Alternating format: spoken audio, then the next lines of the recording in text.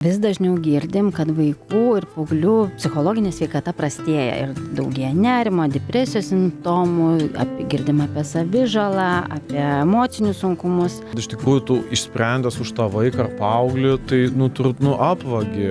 apvagi jį nuo jo savivertės, keldamas savo savivertę. Tu čia kietas visoks fainas, tada tėtis visagalis ten, ar kažkas pasidarai, čia sako, aš noriu eiti į mišką, aš noriu ten bazę statyti su chebra, aš noriu nuotykių patirti. Man tas telefonas, aš sako, tik tai dėl to įpaimu, nes aš negaliu tikrų nuotykių patirti.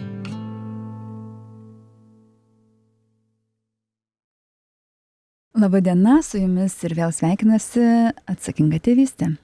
Tai yra radio laida apie vaikus, apie tėvus ir apie kasdienį gyvenimą šeimoje.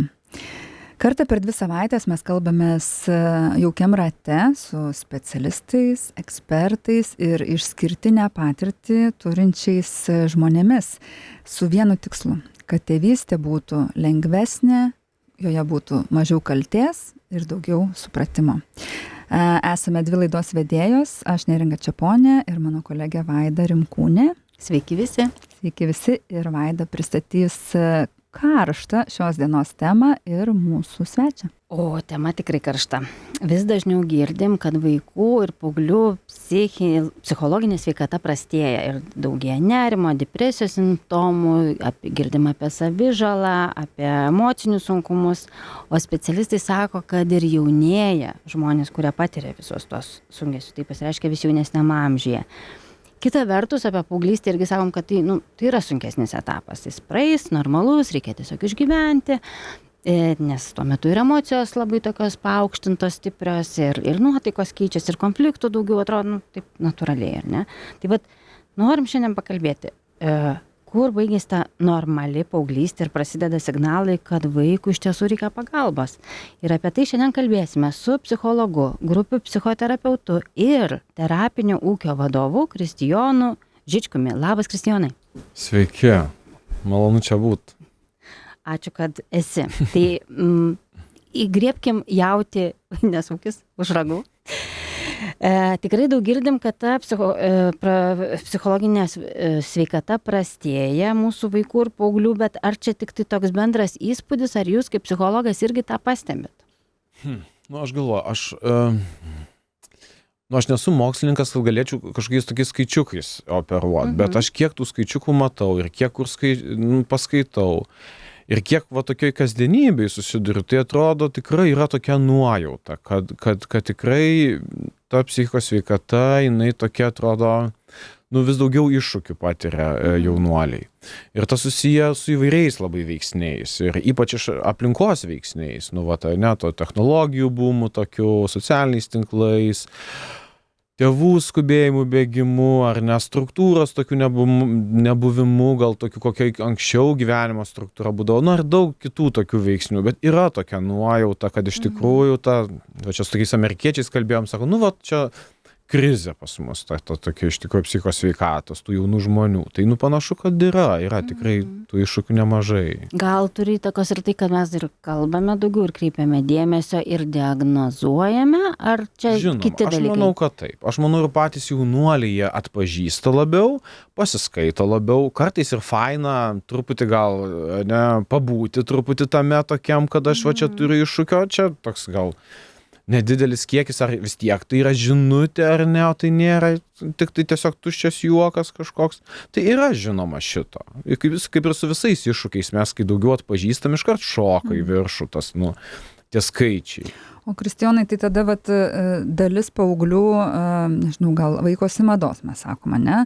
Dalis paauglių iš tikrųjų jaučiasi prastai, dalis gali su savim tvarkytis, ieškoti pagalbos, bet gal didesnė dalis ir nedaro to, tiesiog užsisklendžia, gyvena savyje. Turbūt būna įvairiai, bet kaip tėvams atpažinti tą besikeičiantį vaiką, kad iš tikrųjų šis pokytis jau yra signalas ir ženklas, kad reikia kažką daryti kitaip?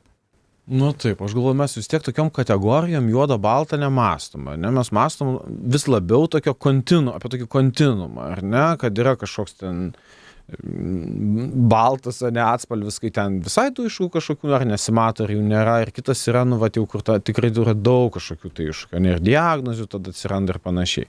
Tai aš galvoju, kad, nu, visą laiką labai svarbu tėvams nulaikyti, kaip čia tą pirštą ant pulso, ar ne, ir jausti turbūt tą situaciją, kokia vyksta su vaikais, paaugliais, ir aš galvoju, šitam, nu, yra tiesiog būtinas, nu, ryšys. Iš esmės yra ryšys kažkoks netrukinėjantis, o kažkoks nuoseklus, ryšys su vaiku paaugliu, ir tada tu, nu, iš tikrųjų gali pamatyti ir pajausti. Ir tada, nu, truputį dirbti tokį detektyvo darbą, kas už to elgesio slepiasi, kas už to pasakymo, vat, ar ne, vat, sakykim, vat, nežinau.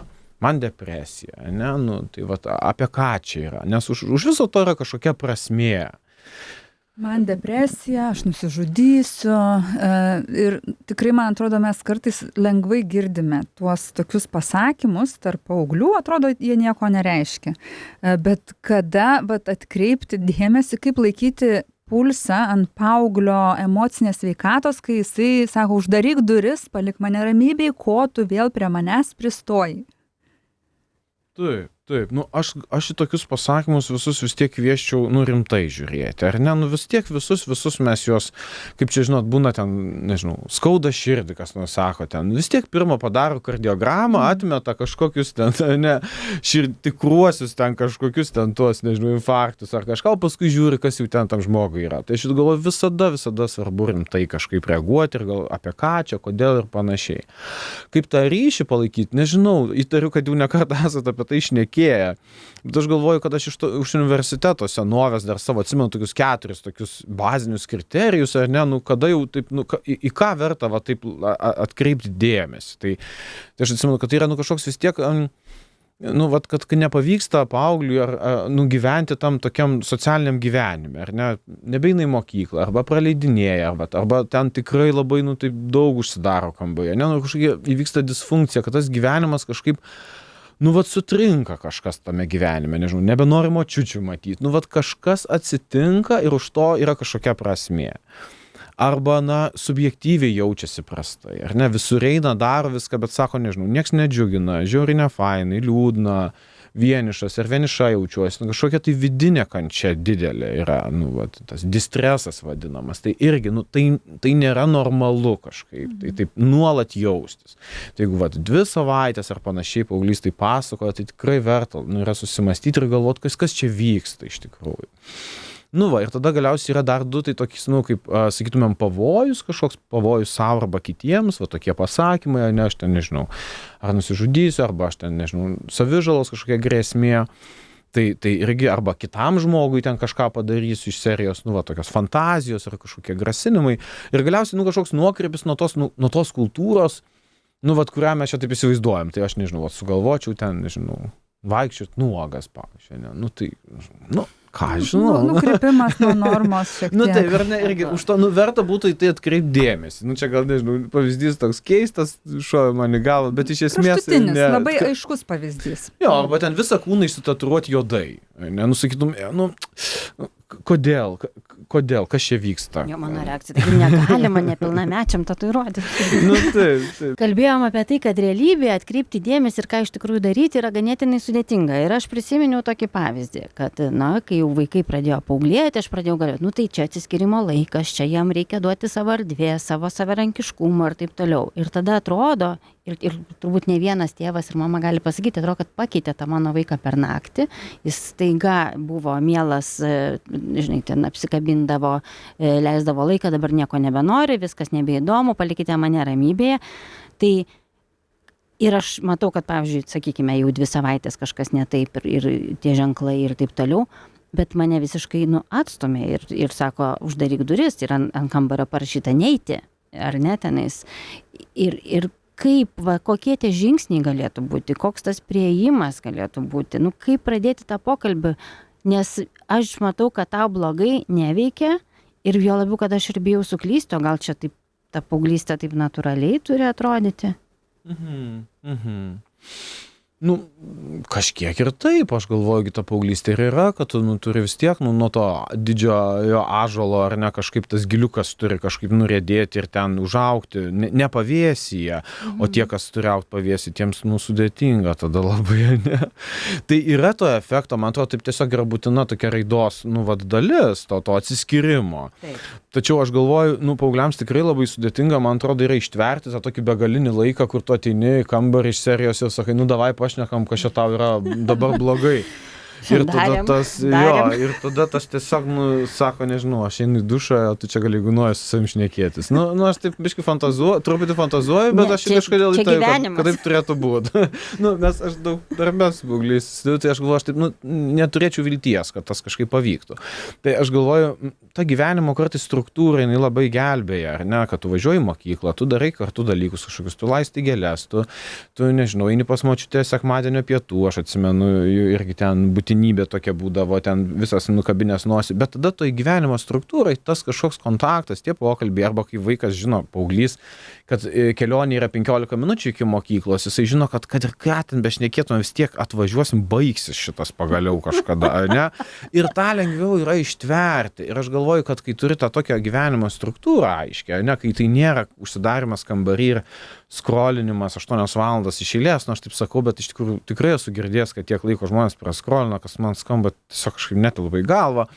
Tai tada tu turi šansą eidamas į turgų, tu turi šansą ten darydamas dalykus kartu, visai kitokį, negu atėjęs ir tokiam begaliniam laikė paklausęs, žinai, papasakokas tu sunku.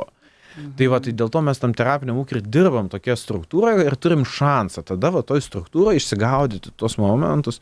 Todėl jeigu man reiktų patarti kažką, kaip patarti, kažkaip kviesti, išbandyti kažkokius būdus, tai aš sakyčiau, tiesiog daryti dalykus kartu ir rasti progą va tame darime kartu dalykų, prasmingų dalykų, va, pašnekėti apie tai, kas iš tikrųjų rūpi. Aš iš tikrųjų, kurdama programėlę auginti, išsiskyrusiems tėvam auginti vaikus, norėjau apklausti 100 vaikų. Tai pavyko 90 vaikų apklausti, paauglių. Ir mano klausimas vienas iš tų buvo, ką tu norėtum, kad apie tave tėvai sužinotų ar tave išgirstų. Aš žinokit, atsidarydavau tą anketą, atsidarau, paskaitau, apsiverkiu. Tada vėl atsidarau, paskaitau ir aš matau, kad yra keletą besikartojančių temų. Yra vaikų, kurie labai laimingi ir viskas yra gerai. Yra vaikų, kurie sako, aš tiesiog noriu, kad priimtų mane, išgirstų, kad man yra mokykloje sunku, kad tėvai suprastų, kad turėti merginą yra gerai, kad nefainai yra tas ir tas. Ir tai nėra apie tai, kad man trūksta pokalbio su tėvais ar kad aš niekada to nesakiau, tai yra, kad išgirstų, priimtų, kad taip yra ir paliktų, priimtų ir tavo sunkumą, nebandytų juos spręsti, nebandytų aiškinti, daryk taip, pakeisk tą, gal tu tada ten kitaip sėdėk, gal tu tada kažką dar keisk, nes mes labai bandom išspręsti tų vaikų problemas ir iš tikrųjų gal ir net negalim patys paimti ir pasakyti, o tu dabar daryk taip, arba daryk kitaip ir viskas čia tau išsispręs. Neringa, ar tai nėra tėvų užduotis spręsti vaikų problemas? Toks darbas, bet jis ateina su tam tikrom sąlygom ir aš manau, kad išimtim, nes mes mamos ypatingai mėgstam padaryti, išspręsti už vaikus, padaryti kažką už juos. Ir ypač paauglystėje, gal jau yra metas padaryti pertrauką, nes vaikas virsta suaugusiu ir žmogum ir kažkokias problemas, gali išsispręsti pats, o tau tai reikia būti šalia, kai tau reikės manęs. Kaip, kiek mums spręsti už juos, ar kiek mums iš tikrųjų gal palikti ramybėje. Gal čia mano klausimas ilgas skambėtų taip, kokios yra klaidos, kurias dirbdama su paaugliais, tu matai, kad dažnai daro tėvai nesusimastydami, norėdami gero. Jo, čia toks grubus pasakymas man gal ateina į galvą, kad iš tikrųjų tu išsprendęs už tą vaiką ar paauglį, tai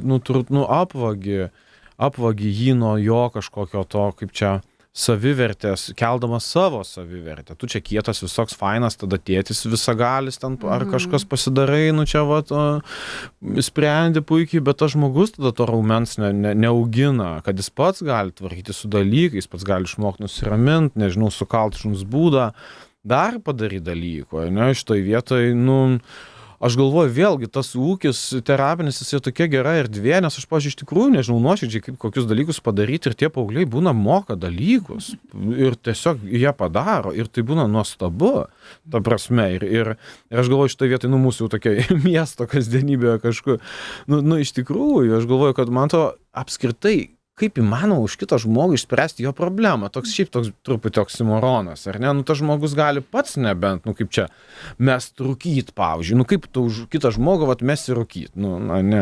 Nesigauna. Pasakysi jam, nesveika, žinom. Jo, bet aš manau, kad priklauso nuo problemų. Jeigu yra, tarkim, patyčių problema, tai tikrai be kito įsikišimo jo įspręsti negalima. Bet aš visiškai girdžiu, man ypač skamba ta dalis, kur mes tarsi apvogiam savo vaikus, nes aš kokia faina mama, žiūrėk, viską sprendžiau, viską padariau ir aš viską žinau, kaip padaryti svarbiausia. O kad mano vaikas išmoktų ir išgautų tą įgūdį, tai jau kaip ir nebėra tokios galimybės. Bet pradėjom kalbėti apie tą terapinį ūkį, tai gal, Kristijonai, truputį daugiau. O kaip ten atsiranda paaugliai? Kodėl tas terapinis ūkis? Jo, tai čia tikrai ne tik aš vienas, čia ir komanda, ir aš galvoju, mes apskritai turbūt pradėjom svajoti apie tokias paslaugas, kai dirbom dar su mano žmona Egle vaikų raidos centre. Ir tada pradėjom pastebėti, kad tie vaikai, kurie iš sudėtingų aplinkų įvairių atkeliauja į vaikų raidos centrą ir su kažkokiu minimaliu, net tik tai medikamentiniu pagalba, sakykime, ar gydymu, kaip bevadinsi, ne, jie patekė į kažkokius tai gydančius santykius ir tą fizinę aplinką patekę tokią struktūruotą ir jiems pritaikytą, jie visiškai kitaip atsiskleidžia, jie pradeda funkcionuoti žymiai geriau. Ir ta prasme, tada atskleidžia tas savo kažkokias dalis, kurios yra, nežinau, kūrybiškos, įgalios, įdomios, draugiškos ir kur priešingai, ar ne, aš kartais apie ADHD galvoju, į liftą 4, kokius berniukus, ar ne, tokius, kurie turi daug energijos.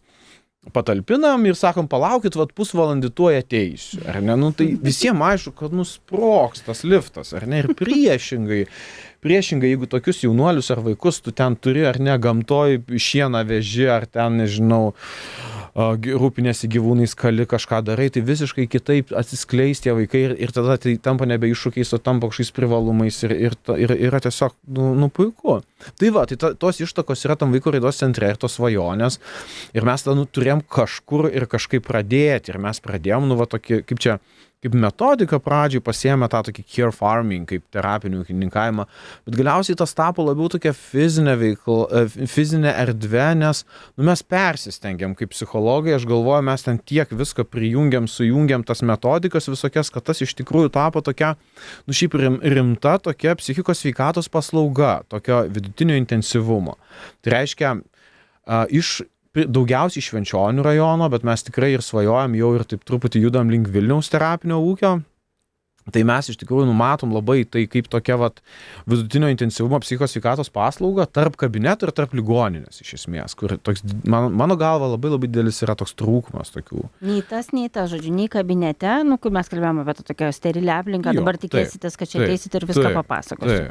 Tai kad ta paslauga tokia užima tokią labai aiškę vietą, ar ne, kad tikrai yra paauglių, kuriems tinka darbas, terapija, kabinete ir taip toliau ir panašiai, bet mes sutinkam daug tokių, kuriems ir nepakanka to, arba tiesiog pati metodika, jeigu mes kalbam, pavyzdžiui, su žemo reflektyvumo, ar ne, kalbam apie paauglius, kuriems... Atsiprašau, lietuviškai, ką reiškia žemo reflektyvumo? Kur iš tikrųjų, žodžiais sunku kartais būna pasakyti dalykus, ar ne, ir tada per veiksmą, per veiklą, per darbą, per visokius būdus kartu būti, tu gali žymiai daugiau suprasti. Tu nebežiūri pro rakto skylutę, tada tu nugyveni kartu dieną ir tu pamatai labai įvairiai tą patį žmogų. Ir dažniausiai pamatai tokiu būdu, kuris tikrai įkvepia ir pradžiugina. Aš tokį klausimą sugalvojau, provokuojantį. Mes dažnai girdime, kaip tėvai pasikalba ir sako, mano ten vaikui paauglystė prasidėjo nuo 13, mano tai nuo 16. Tarsi turėdami mintį, kad prasidėjo paauglystė, tai vadinasi jau labai sunkus tas vaikas ir kažkas ten su juo jau prasidėjo ar ožiai, ar atsikalbinėjimas, sunkumai.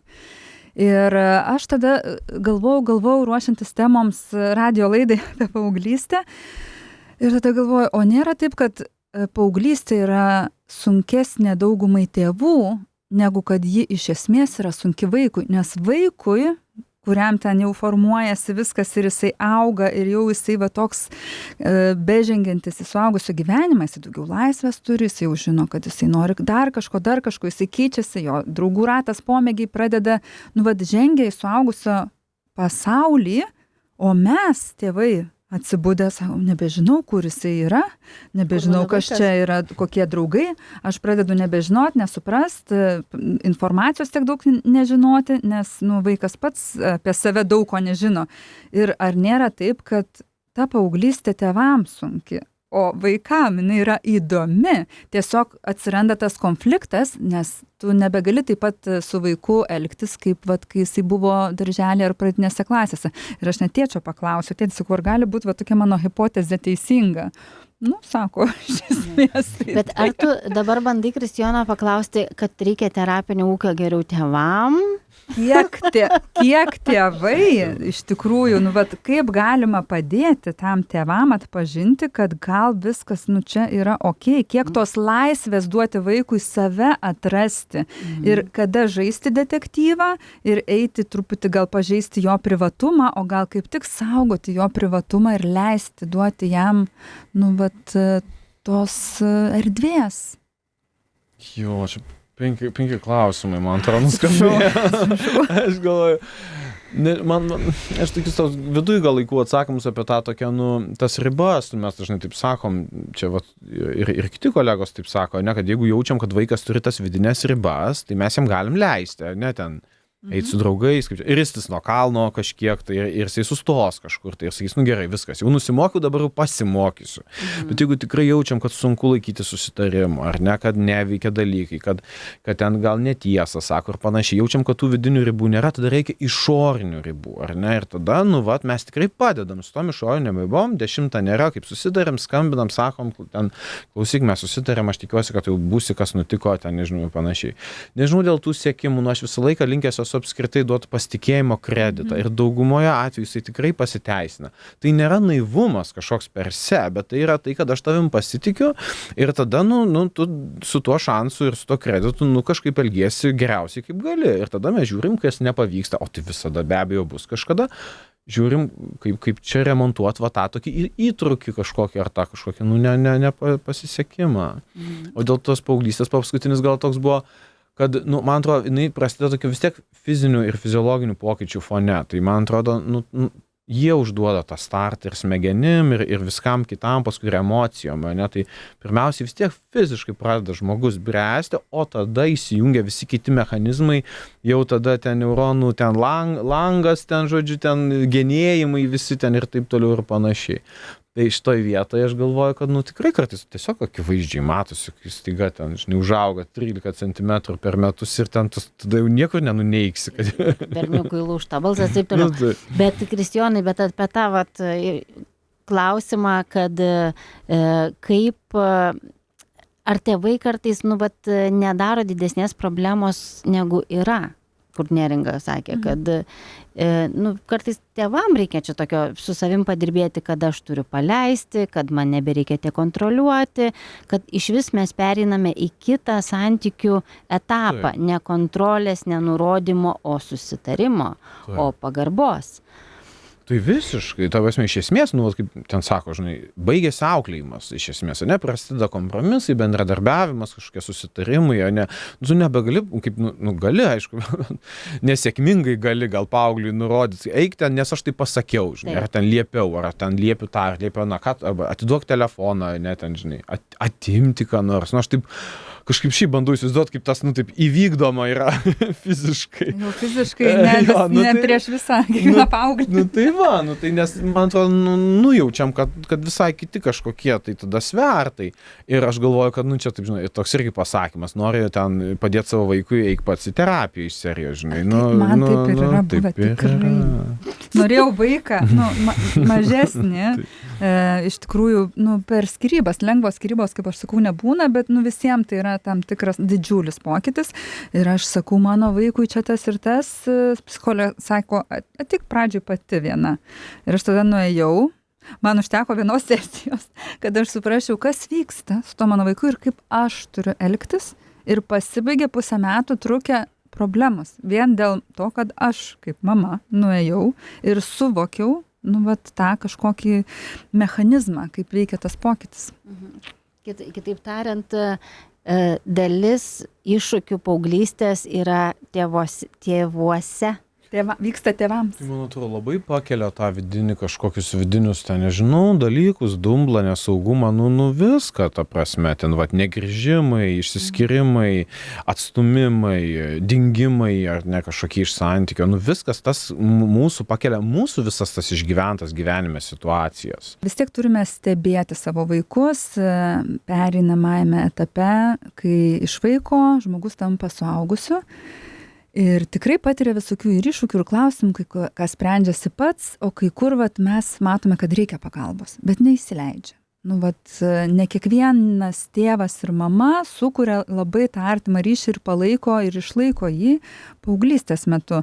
Tai kokie yra kiti būdai padėti? Nes tikrai ne visi paaugliai sako, jo, mes nesusikalbam, aš galiu eiti pas psichologą. Turbūt ne kiekvienas nori ir atsiverti kažkam kitam.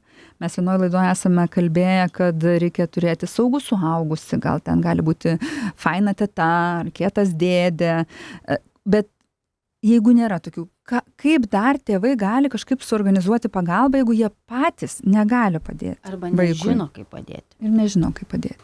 Bet čia turbūt tas ir yra sunkuma, kaip sunkumas, kad tų paslaugų tokių atrodo tikrai, kokio iššūkio lygis, bet kad tų paslaugų tikrai, kažkaip tai, nežinau, kartais pritrūksta, atrodo, jeigu tie iššūkiai tokie rimtesni. Bet šiaip, kaip mes, irgi mes su paaugliais, mes dirbam nuo 14 iki 29 šiaip metų, tokia hebra. Tai iš tikrųjų, tai atviros jaunimo centruose jie kartais randa ar ne kažkokią tai saugią užuovėjas, dalykuose. Yra, nežinau, Vilnius Social Club yra toks šaunus kažkokia tokia vieta, kažkokios programos. Futbolistai, bet ir apskritai ten yra, ir, man atrodo, ir kitokių programų, ne? Tai tada, kažkokie socialinių įgūdžio būreliai, ten, kažkur tai, kur tikrai, ir aš galvoju, kad tikrai vaikai, jaučiasi, kad ten jie yra, kaip jūs gražiai Neringa sakėt, kažkokie pamatyti, išgirsti ar nepriimti tokie, kokie jie yra. Tai čia mes kalbam vis tiek apie tokį žemą slenkstį, kaip čia mažus kažkokius tokius iššūkius, kai gal užsidarė, ieško savęs, kažkaip. Bet jeigu mes jau kalbam apie tokius didesnius iššūkius, tai iš tikrųjų, tų tokių paslaugų, iš tikrųjų yra trūkumas. Ir dėl to, mes ir svajojam sukurti tokią sistemą, kaip kažkokį tokį, pagalbos tinklą kažkokį, kad jeigu byra tie vaikai, ar ne, krenta iš mokyklos, ar krenta iš draugų ratų, iš bendruomenės, kad jie būtų kuo greičiau pagauti ir tada grąžinti atgal kažkaip. Tai, kaip grąžinti atgal, jeigu ten tinkama aplinka. Ne, bet kad jie nesutrūktų tie ryšiai arba būtų atkurti tie ryšiai. Tai tėvams, aš galvoju, jūs čia daug ką ir paminėjot, ar ne, kad ir ten tetos, dėdės, visi kažkokie tie žmonės aplinkui, net yra šiaip tokie patarimai dabar, paskutinės rekomendacijos, kad jeigu dideli iššūkiai psichosveikatos kažkokie nutinka, tai kad stiprinti aplinką pirmiausiai, o ne išimti žmogų ar ne iš aplinkos ir ten tada jisai nukeliauja į kažkokį krizių centrą, kur ten gerai žmonės ir protingi dirba, bet jam vis tiek didžiulis iššūkis ir šokas yra iš savo, nežinau, kaimo ar miestelio atkeliauti, ten į Vilniaus, pavyzdžiui, Santariškių krizių centrą. Tai pirmas, jeigu įmanoma, kad visi kaip pagautų tą žmogų kažkaip tai aplinkui. Susitelktų kažkaip aplink jį ir jį kažkaip taip pamatytų. Aš žinau tokių sunkesnių situacijų, kad tarkim, man atrodo, Aušra Kurienė yra sakius, nekovokite su paaugliais, kare jūs visada pralaimėsite, nes jie turi tokį arsenalą kaip vagystės, savižala, bėgimas iš namų ir nebuvimas. Tai jeigu turim tokią situaciją, tai tikrai toks jau beviltiškumas, ko imtis, kaip padėti. Tai man labai kažkaip tai vertinga buvo išgirsti, kad stiprinti aplinką ar yra dar kažko, nu, bet turbūt neteisti, jeigu vaikas apsivogė. O, kaip nesmagu, bet kažkaip tai duoti daugiau to palaikymo, turbūt. Ir kažkaip galvoju stiprinti aplinką, mes kaip tėvai galim atvesti saugų suaugusi, kažkokių fainesnių suaugusių žmonių, su kuriais vaikas galėtų atviriau kalbėti negu su tėvais, bet vaikas ir aplink save aplinką dažnai susiformuoja, draugai. Tai kiek žiūrėti, ar mes galim turėti įtaką, kokius draugus jis renkasi, ar tai yra, galim priimti tai kaip signalą, kad, matai, kokius draugus jis renkasi, su kuo jisai tapatinasi, ar galim uždrausti, turbūt nelabai uždrausti kokią panelę susirasti ar kokį vaikiną, kaip tą aplinką tada įtakot, ar neįtakot, ar, kraustytis į kitą miestą.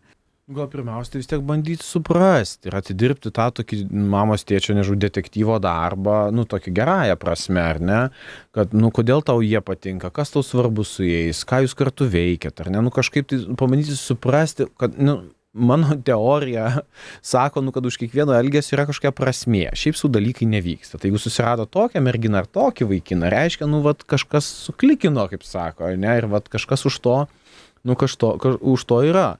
Ir tada dar kitas dalykas, aš galvoju, kad ir pati gyvenimo struktūra, jinai kartais žmonės ir šiaip ir suaugusius, pakliuvusius į kažkokius ar depresijas, ar kažkokius labai sudėtingus gyvenimo netektis ir panašiai, ta gyvenimo struktūra, jeigu jinai veikia, jinai juos ištraukia už plaukų, ar ne, ten iš tų duobių, kad vis tiek eini į darbą, vis tiek ten, nežinau, eini, kaip aš, nežinau, vaikystėje su močiute, atsimenu, ten eidavom, tai dabar ten, tai dabar į kapelius, tai dabar į parduotuvę, tai dabar vakarienės ir viskas taip ir būdavo ir tas tą per gyvenimą veždavo. Tai aš galvoju, kad dabartiniam tam tokiam informaciniam ir galimybių ultra turbo ten visam lauke, ta struktūra tokia, išbyrėjus yra, ar ne, tada pažiūrėti gerai, nes sudeda, kaip kokioje stovykloje, ar ne, mes ūkyje, gyvenam pagal susitartą struktūrą kažkokią, tai, ne, tai tada suimti tą gyvenimą į struktūrą kažkokią, tai ir tada tas, visai kitaip praskamba, negu kad gulėsiu ten ir skrolinsiu tiek, kiek norėsiu ten, arba, nežinau, einu su draugais, grįšiu nežinia kada.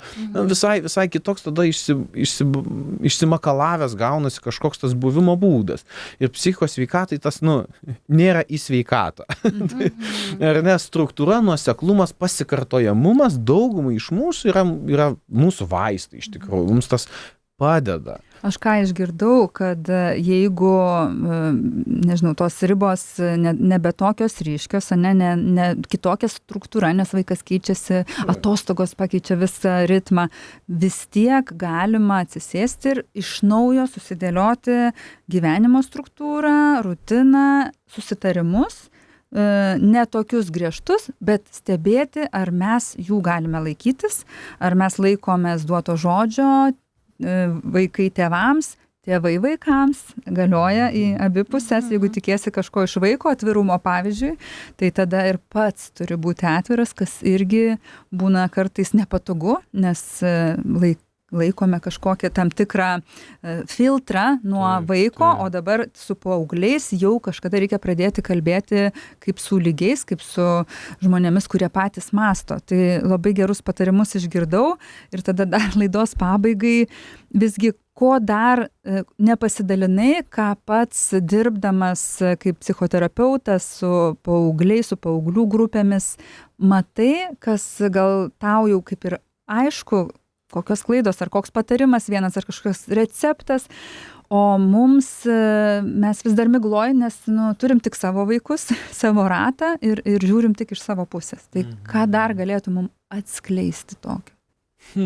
Kaip čia dabar galvoju, ar ne? Man tiesiog atrodo, kaip čia gražiai pasakyti, jo.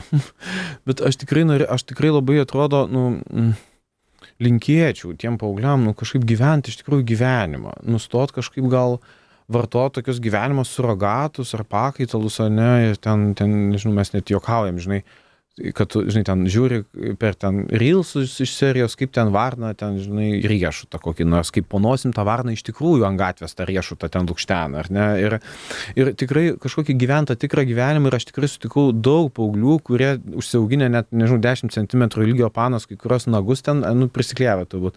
Sako, aš noriu eiti mišką, aš noriu ten bazę statyti su chebra, aš noriu nuotykių patirti. Man tas telefonas, aš sako, tik tai dėl to įpaimu, nes aš negaliu tikrų nuotykių nuotykių patirti. Tai aš tikrai labai to linkiu, iš tikrųjų kažkokio tokio pakankamai saugių, bet tokių tikrų nuotykių, adrenalino ir tikro gyvenimo, kurį gal mes ir bandom tą mūkį kažkaip tai nugyventi, irgi nesuvaidinti, o iš tikrųjų nugyventi. Ir aš galvoju, kiekviena šeima, tėtis, mama kažkaip tikrai gali atrasti daug tokių paprastų, pasikartojančių gyvenimo elementų, kurie, man atrodo, tikrai būtų labai į visų sveikatą, šeimos, paauglių, tėvų. Tai kai vaikas netinkamai elgesi, sakykime, netinkamai, prasideda kažkas tenais, tai ne bausti, o labiau į glėbį imti. Čia metaforiškai, tai, žinoma, tavo esmė į glėbį, kaip ten, nežinau kaip pasakyti, taip, į glėbį, bet tada vis tiek pasidomėtų, kas čia nutiko, kodėl čia tas mūsų nesuveikė tie saugikliai, ne kažkaip. Tai. Nepradėti galvoti, nes mes, kai nežinom, galim pasirinkti, ar galvoti blogai apie tą vaiką, ar galvoti gerai ir tik nežinom kodėl, kas su juo vyksta. Tai mes jau praplėtėm savo mąstymą ir matymą apie paauglius. Ačiū labai tau, Kristijonai. Ačiū labai, Vaida, kad surandi tokius pašnekovus, atvedi Atsakingą tėvystę. Jie tiesiog yra, jų nereikia ieškoti. Ir dėkui klausytojam, linkime visiems atsakingos tėvystės, rūpinkitės ir savimi, ir savo vaikais.